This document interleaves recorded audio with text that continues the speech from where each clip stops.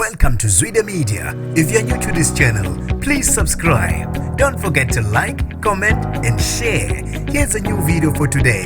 Enjoy.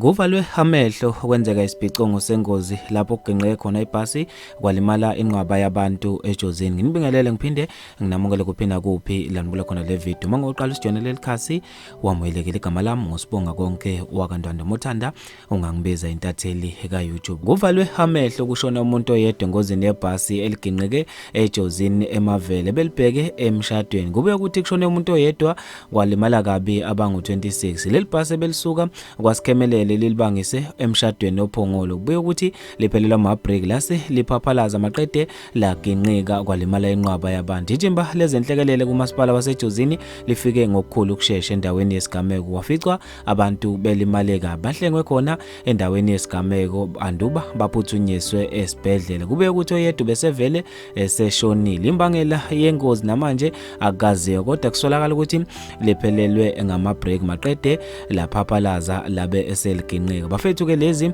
indaba ezibhlungu endlela emangalisayo. Ngizofisa ukwazi ukuphala kwakho khona lapha kwi-comment section ngalolu daba. Mina nje ngiyathathela YouTube sengiphuma kanje ngithi awungibambe evidweni elandelayo.